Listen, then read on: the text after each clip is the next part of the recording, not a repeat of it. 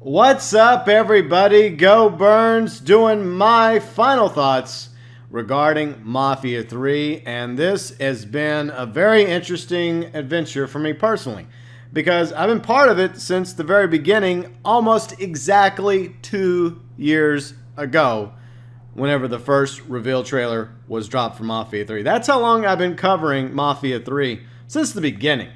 Now, 2 years ago, like I mentioned, August 5th, 2015, almost exactly 2 years ago from when I posted this video, they debuted the reveal trailer at Gamescom 2015. And we found out that the developer of Mafia 3 was a brand new development house called Hangar 13, in conjunction with 2K Czech. Now, 2K Czech was also the brains, for the most part, behind the first two Mafia games. Mafia City of the Lost Heaven, when they were originally called Illusion. Eventually they were renamed to 2K Czech, and they had a much larger role with Mafia 2 than they did with Mafia 3, but they've still been part of the Mafia franchise since the very beginning. So almost exactly 2 years ago, we got the reveal trailer for Mafia 3.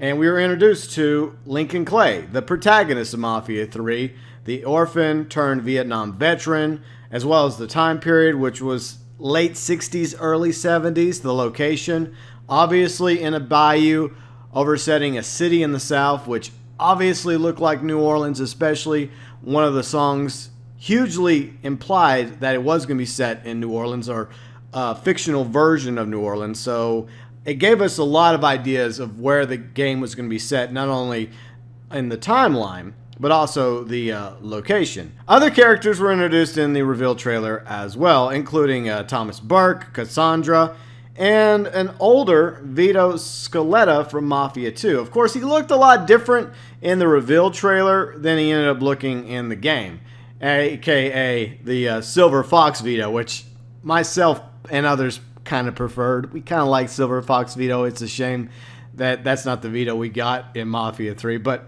alas, c'est la vie. There was another character, quote-unquote Tommy, which I guess was supposed to be Tommy Marcano, one of Sal Marcano's brothers. Now, he dies way differently in the reveal trailer than he does in the game itself. So that was one of the few things that they changed in the reveal trailer to, the final product. Because the reveal trailer was basically just a cinematic trailer. And that's one of the reasons why Vito looked the way he looked. All Silver Fox and all. Even though he was technically in his 40s, some people gray out earlier than others. It would have worked for Vito because, he's been through a lot of shit. But moving on, it was several months before we got any other info regarding Mafia 3. We got some artwork. We got a few things teased, but from like August 2005 to April 2016, it was a very big dry spell regarding Mafia 3. And then all of a sudden, more information started coming out again. That's when the viral marketing campaign kicked off. First off, it was a postcard. Welcome to New Bordeaux. We found out what the name of the fictional New Orleans-esque city was going to be called. New Bordeaux. Also set in the state of Louisiana. So they kept the state of Louisiana. They kept the capital Louisiana's name the same, Baton Rouge. But they changed the name from New Orleans to New Bordeaux. And it's almost identical to New Orleans in a lot of ways, but there's also some differences, which is to be expected when it comes to a real and a fictional version of a city.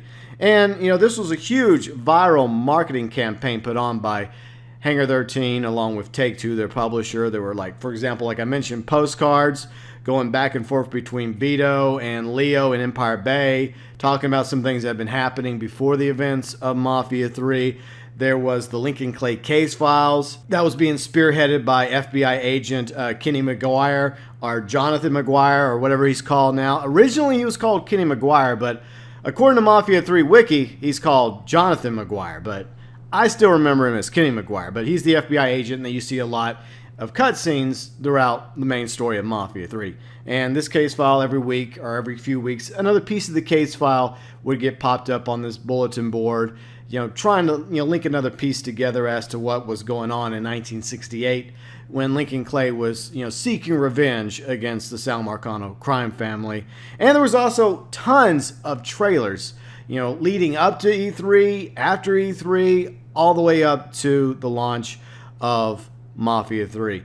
Now, leading up to E3 2016, we were introduced to some more characters, including the main antagonist, Sal Marcano, the head of the Sal Marcano crime family, along with some of his, members of his family, like Olivia, Georgie, his son, along with Lou Marcano, including Lincoln's family as well, Sammy and Ellis Robinson, and Lincoln's BFF, Donovan. And eventually, we got a launch date, October 2016. And on October 7th, 2016, Mafia III arrived to Xbox One, PlayStation 4, as well as PC. And Mafia III had great characters, fantastic story, but the game was unfortunately plagued with issues, glitches, bugs from the get-go, like freezes, crashes that happened several times during my Mafia 3 Let's Play, including some floating cars and other crazy things that transpired the first few days and weeks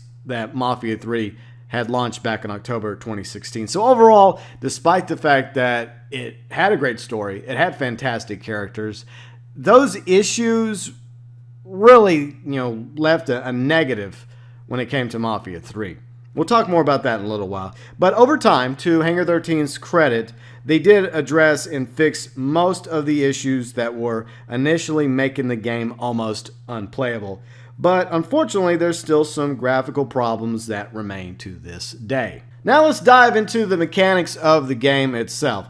There are several factions that exist in New Bordeaux in the year 1968. The big faction is obviously the Italian mob, led by Sal Marcano, head of the Marcano crime family.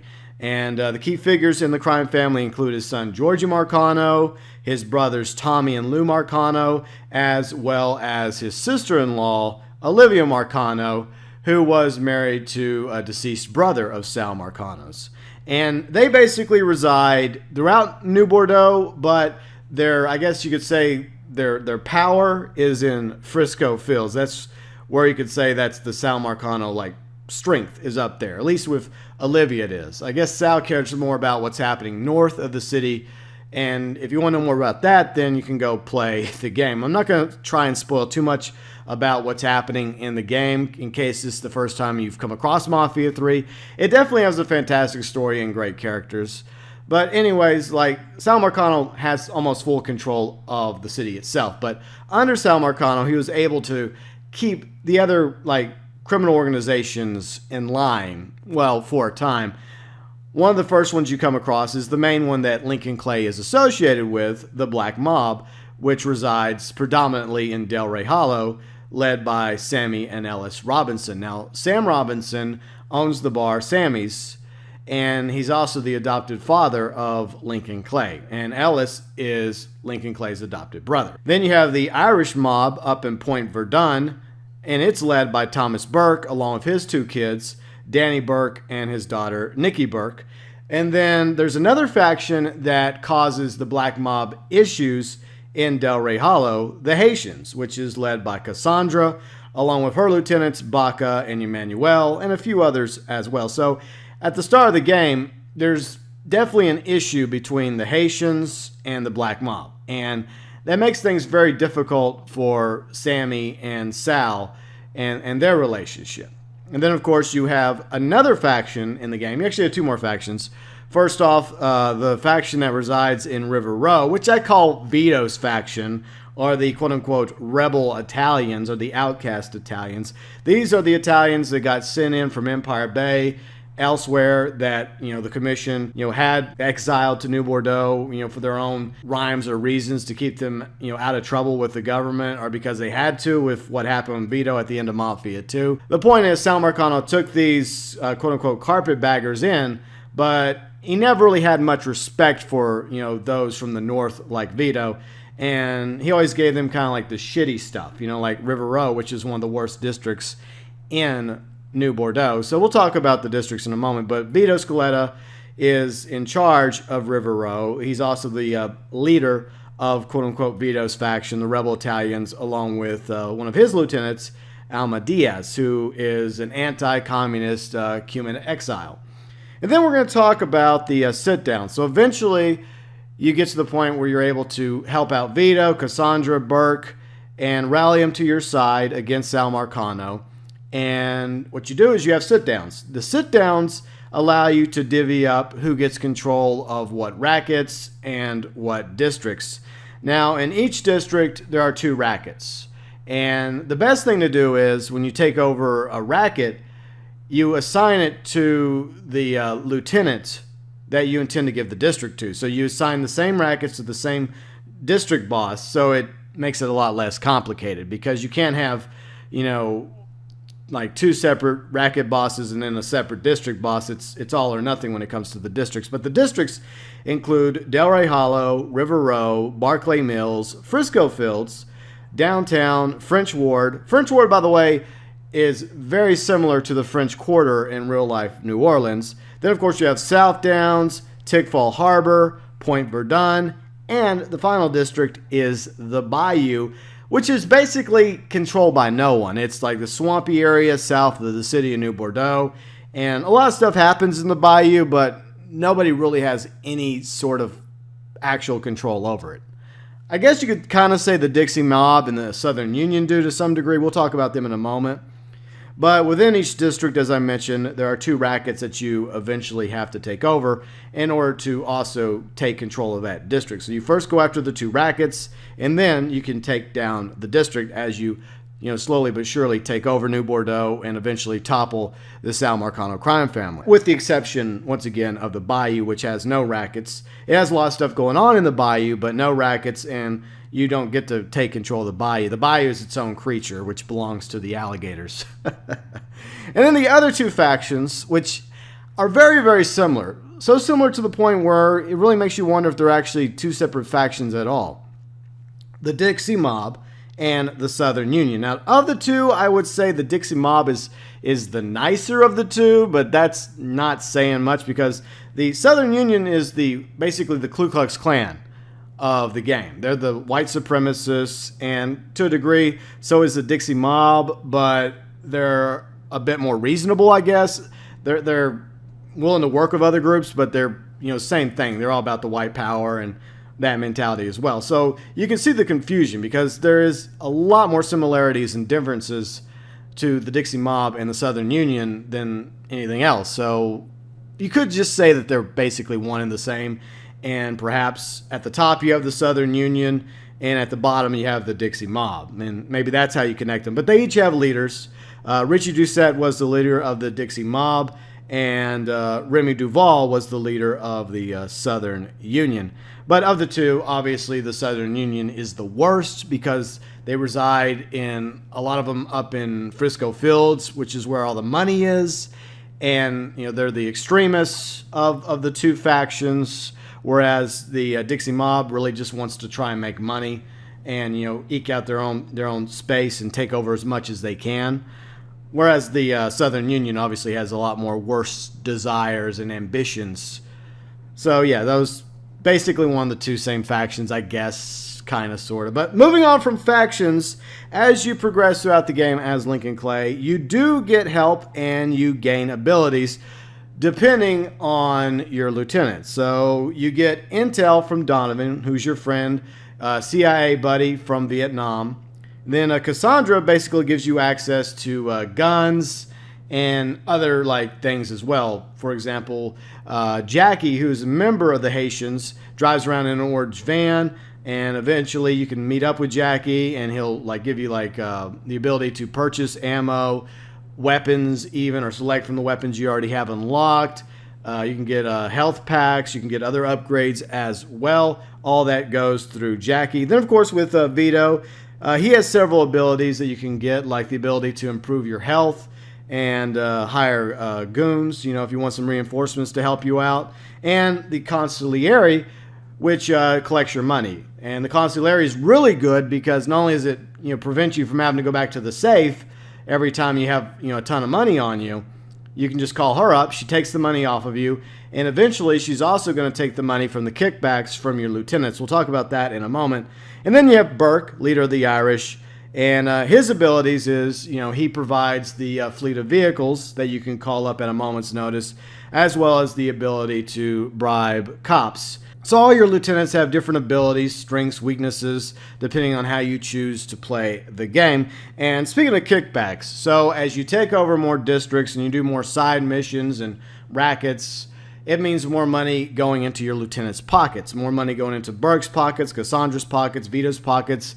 In turn, every day you get a kickback. And that's another good reason to have the consigliere. So instead of having to go, to River Road to see Vito, or to Delray to see Cassandra, or all the way up to Point Verdun to see Burke every day, you just call her up. She automatically collects the money on you and the money that's owed to you by your lieutenants, and it goes into your safe. So that's one reason why I really do like the consigliere. It saves a lot of time, and it automatically stores your money, because anytime you get killed with any money in your wallet, you lose some of that money. But whatever's in your safe remains safe until you choose to spend it. Now, along with the main story, which I would say is roughly about 20 hours long, so it's a pretty good story, and from start to finish. But there's also stuff going on the side. Like I mentioned, side missions where you can help Vito assassinate targets, Burke along with the IRA, Cassandra stealing weapons from the Dixie mob. You can do weed running, you can steal truckloads of cargo along with booze, and all this helps out your lieutenants. It puts more money into their rackets and their districts, and by putting more money into their districts and their rackets, that means you're going to get a higher cut when it comes to the daily kickback. So it's something else you can do in the game besides the main story, and it also eventually puts more money in your pocket as well. Now, a few months leading up to the launch of Mafia 3, Hangar 13 went to PAX West 2016, and they announced what we could expect post-launch of Mafia 3, which included several free updates, like the ability to have several different outfits to choose from, which is something a lot of the fans, including myself, really wanted, the ability to have multiple outfits. And they listened to us, to Hangar 13's credit, and we got several outfits in the end to choose from for Lincoln Clay to wear. And then, of course, vehicle customization, races, along with the Judge, Jury, and Execution weapons pack, which added 3 guns to the game about, I think, a month after the launch of Mafia 3. So we got several free updates to Mafia 3, along with 3 paid expansions that would become available in the Season Pass. And that includes Faster Baby, which came out in March of this year, Stones Unturned in May, and of course in late July, we got the 3rd and final expansion of Mafia 3, Sign of the Times. Overall, all 3 expansions are solid. They're very good. And obviously someone's going to have a favorite between the 3, but kudos to Hangar 13 for doing a great job with all 3 expansions. The first expansion obviously was Faster Baby. Each one had a different theme, by the way. So Faster Baby's theme was all about like high-speed chasing around, Lincoln Clay, Roxy, and a character introduced in Faster Baby, going up against a racist, corrupt sheriff in a small town of Sinclair Parish, a new location added. And each expansion tackled a different theme going on in the 1960s. Like Faster Baby was about predominantly the civil rights movement and what happens when you have, a group, trying to get rights and equality versus, someone else who's obviously racist, powerful, corrupt, not afraid of killing innocent people.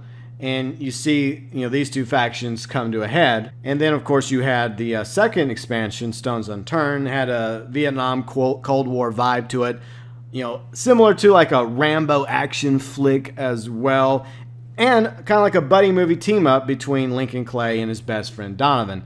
So yeah, this also, like I said, had a similar theme, because one of the other issues besides civil rights was the Cold War, as well as the Vietnam War going on in the 60s. That was a big topic back in the day.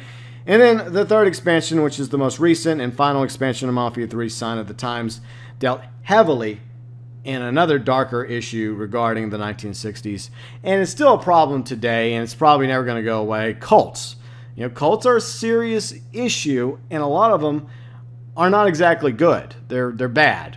And the cult that is featured in Sign of the Times is definitely no exception. There's a horror, suspense, psychedelic thriller vibe to that expansion. So each one added a little something different to Mafia 3, in a different aspect of Lincoln Clay. So overall, all 3 expansions of Mafia 3 were very solid, even though none of them unfortunately had any real connection or anything to do with quote unquote the mob, the mafioso, the Italian mafia.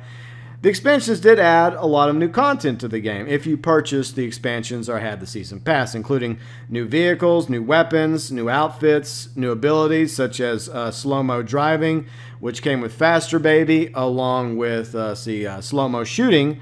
That came with Sign of the Times, and I believe there's a sniper ability that came with Stones Unturned. And then, of course, there were some other side projects that were added as well. With Faster Baby, we got Herbalism, which was the ability to grow and upgrade your own marijuana crops. So you had the ability to upgrade all the equipment needed and upgrade the strain, the variety of marijuana. And then you grow the crop and then you sell it to the whoever is offering you the most money. And this is another fantastic way to make money in Mafia 3. Then, of course, we had the bounty hunting. That didn't last very long. It only had there's only like 3 bounties that you did after you completed Stones Unturned, which is unfortunate because I feel like that could have been fleshed out a little bit more to make another thing you could do in Mafia 3 on the side if you want to go bounty hunt people, occasional random NPCs, and make a few extra bucks as well. That would have been really cool, but it didn't really get fleshed out as much as I liked. And then, of course, the third and final side venture added in the third and final expansion to Mafia 3 Sign of the Times was rebuilding Sammy's, which got burnt down in Mafia 3. But you get to rebuild it, and unfortunately, one downside about Sammy's is despite the fact you put all this money into it, as I mentioned in my review video for Sign of the Times, you get to upgrade it, you get to make it look really nice and swanky, but you're not making any daily income from it. That's one of the cons I had regarding Sammy's. By the way, you can go back and you can check out all my previous reviews for Mafia 3 and for the expansions as well. Now, one expansion I think a lot of us would have really enjoyed would have been an expansion perhaps involving Vito, who was once again the protagonist of Mafia 2. It would have served as a fan service to Mafia 2 fans, but Mafia 3 was always about Lincoln Clay being put front and center. He's the protagonist of Mafia 3, so I respect Hangar 13's decision, even though it would have been really cool if we would have got something similar to Stones Unturned instead of a Lincoln and Donovan team up, which was fine. Maybe another expansion, giving us more time with Lincoln and Vito, but alas, it was not meant to be. And just like with my reviews, we're gonna go over some pros and cons real quick overall. Pros, there was, good characters, great story, as I've mentioned a few times already regarding Mafia 3. Awesome music from that time period. Fantastic soundtrack.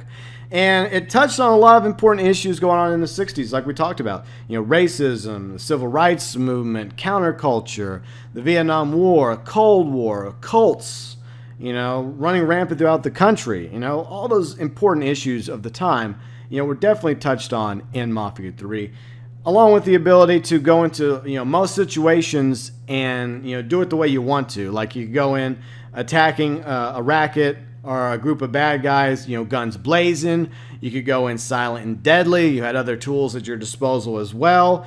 And that's one thing I liked about Hangar 13's motto when it came to Mafia 3. No failure except for death. That meant that you did not have to go in stealthy all the time. You did not have to go in guns blazing all the time. You could change it up a little bit, which adds some replayability to the game, in my opinion, because you could go and you could play it this way, and then you could play the game again eventually and play it a completely different direction. Or you go in at first stealthy and then go guns blazing, and then go guns blazing to distract people, and then you start sneaking around and you go stealth again. So that's one thing I really enjoyed, was that freedom for us to, play the game how we wanted to. And that even includes some other factors to Mafia 3. After the first sit down, you decide how you're going to take down the remaining districts, which district you're going to go after first, which rackets are you going to take down, as well as who you're going to assign the districts to. And there's also consequences, because if you don't play even Steven and try to divvy it out evenly between Lincoln, Burke, and Cassandra, one of them or two of them is going to get pissed off at you, and they're going to turn on you, and then that's going to create an entirely new scenario you're going to have to go deal with. And there's also rewards that you have to consider whenever you're presenting a new district, up for grabs between Cassandra, Burke, and Vito. Each of them are going to offer you something for it. And you may go on, whatever the best reward is. Or you may just go because it's Burke's turn or Cassandra's turn to have a new district or Vito's turn. So there's definitely a lot of variables to weigh when it comes to deciding who's going to get this racket, that racket, and ultimately the district as well. But as I mentioned, word to the wise, if you're already planning on giving, for example, downtown to Vito, you may want to go ahead and just give him the rackets to begin with. That way there's less confusion down the road. And the same thing goes for all the other characters, depending on what districts you want to give them or not give them. Now, another big pro, in my opinion, revolves around everyone at Hangar 13 for listening to fan feedback. Not all of it was good, by the way, and they didn't do everything that we wanted, not 100%, but they did listen. They did attempt to interact via YouTube, Twitter, and Facebook. And one of the outcomes of them listening to our feedback led to various outfits being added to the game, along with vehicle customization and even the ability not to have the rear view mirror and the speedometer on. That, I think, got added with Stone's Unturned, I believe. And the main reason why I personally didn't like the speedometer is because, unlike previous Mafia games, you don't get pulled over for speeding in Mafia 3. It's a non-issue. So what's the point of having the speedometer? Plus, I never liked the rear view mirror. I always felt like it kind of obstructed the view. So I was more than happy to remove the rear view mirror and the speedometer the moment I had a chance to. So thank you, Hangar 13, for listening to those of us that didn't like the rearview mirror and the speedometer. I realize there are others that enjoy having the rearview mirror and the speedometer, but at the same time, it's cool that you have the option to either have it or not have it when you play Mafia 3. And of course, another fun pro is the alligators, which get introduced in the reveal trailer. And there had to be alligators in Mafia 3 once they showed the fact that this scene was taking place in the bayou down near New Orleans. You have to have gators. And Mafia 3 delivered. And it's just a lot of fun. You kill somebody, you throw them in the water, and they'll either sink to the bottom, or occasionally a gator's going to get a nice juicy snack. So it's really cool to have alligators in the game. Now, the final pro I would like to say about Mafia 3 before we move on to the cons is that there was a lot to do in Mafia 3. Hangar 13 added a lot of stuff besides the main story. They eventually added races along with various side missions, collectibles like the Playboy magazines, posters, wiretapping, the ability to take down any remaining NPCs lurking throughout New Bordeaux and the swamp of the bayou, and of course all the content that came with the 3 expansions. So Hangar 13 added a lot of stuff to Mafia 3 as a whole when you also include the free updates as well as the 3 expansions. Now we got to mosey on over to the cons. Only one save file. This is an issue I've had since day one of playing Mafia 3. As I pointed out before, there are numerous games that predate Mafia 3 that have multiple save files. For life of me, I don't know why a game that has such various options and outcomes and replayability to it only has one save file. I really think that this was a missed opportunity by Hangar 13 to only have one save file. I think there should have been at least a half a dozen or a dozen save files. I don't understand how difficult it is to only have one save file as opposed to several, because it would have made it cool, because you could have played the game even Steven when it came to your lieutenants. Then you could have played the game completely differently, given all your districts to Cassandra, all your districts to Burke, all your districts to Vito. And, the fact that we cannot simply just go and replay missions, specific missions or like specific expansions that really enjoyed without completely starting the game over from scratch. That's the only way you can replay those missions as well as the expansion. So I wish that we had the ability to just go back and replay a mission or an expansion whenever our heart desired. And when it comes to the vehicles, yes, we have a fleet of vehicles at our disposal, and they added a few thanks to the expansions, but it's a limited number of vehicles that you actually have and can customize. Now, you can grab any vehicle off the street and drive it around, but you can't take it to Big Rick's garage. You can't put a paint job on it. You can't put a decal on it. You can't do various customization to it. You can't keep it. It's just an NPC vehicle you can just drive around. Like, I used to drive around one of the Jeeps in the game, but I couldn't keep the Jeep. I couldn't customize it. I couldn't, make it look like the way I wanted to look, and I couldn't simply just call it up through my, service via Burke in order to have my own personal Jeep. There's other awesome vehicles in Lincoln Clay's fleet, but it'd been really cool if we would have had the ability to have a few available options to add, vehicles off the street to our fleet as well.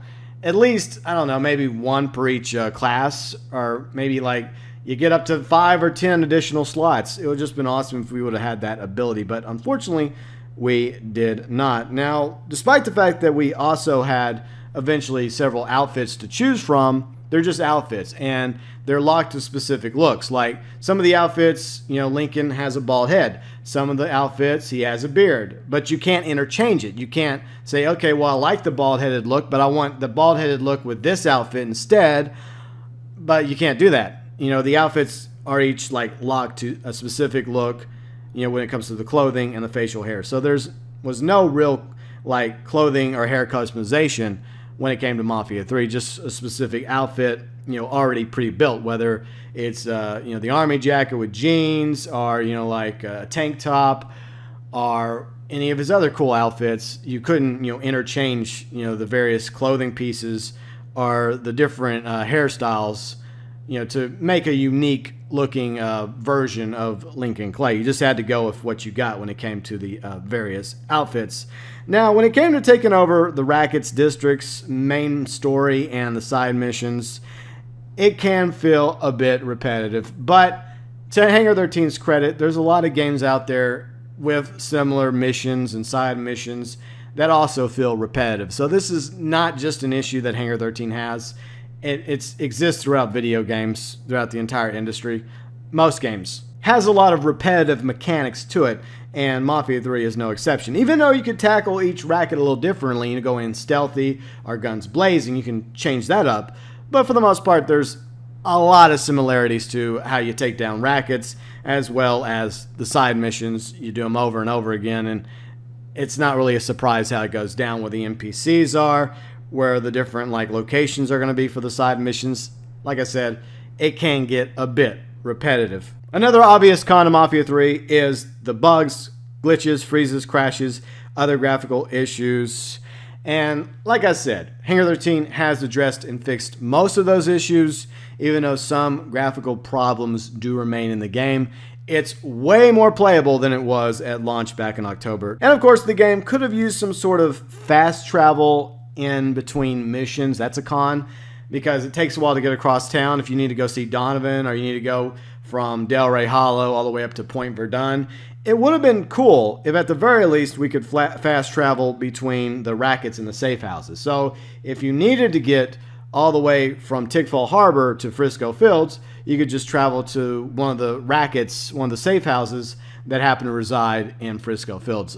Like I said, in between missions and side missions, just when you're free roaming. It would have been cool if we would have had some sort of fast travel system at our disposal. That unlocks once you take over various safe houses and rackets in Mafia 3. Alright, so in conclusion, this is what I'm going to say about Mafia 3. From the moment it was announced, 2 years ago, almost exactly, it was going up against a lot of high expectations based on the first two Mafia games, which were both critically acclaimed. Mafia: The City of Lost Heaven and Mafia 2. So right there, that's a pretty high, tall order for Hangar 13 to fulfill with Mafia 3. Furthermore, Hangar 13 was a brand new development house, and I could imagine that they were under some pressure. This is just my opinion. I have no basis of backing this up, no inside information. This is just my thoughts and my views about this issue. When it comes to the launch day, I believe that they were probably pressured by their publisher, Take-Two, to get the game out by the October 2016 deadline in order to make holiday sales in 2016. And to be honest, the game could have used 3 to 6 more months, in order to polish the game more, get all these bugs and issues and glitches and freezes and crashes out of the game before launch.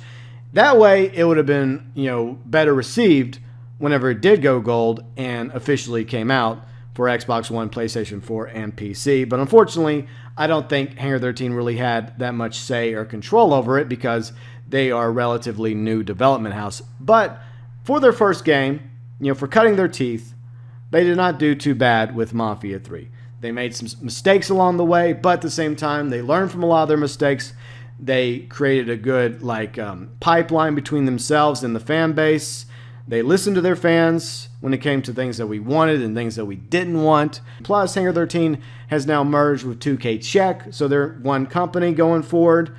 And to Hangar 13's credit, Mafia 3 did sell over 5 million copies, which is not a lot compared to other games like, say, Grand Theft Auto 5.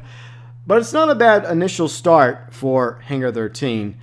And despite some of the issues that the game had, mostly it's a lot to do with the bugs, glitches, freezes, crashes, graphical issues. As I said, played the game at the very beginning that, as I mentioned once again, Hangar 13 did eventually address for the most part. The game did come a long ways since October 2016. So hopefully this will not be the last Mafia game. I don't think it's going to be. And I even think that there's probably going to be a Mafia 3 Complete Edition or Ultimate Edition or whatever they call it.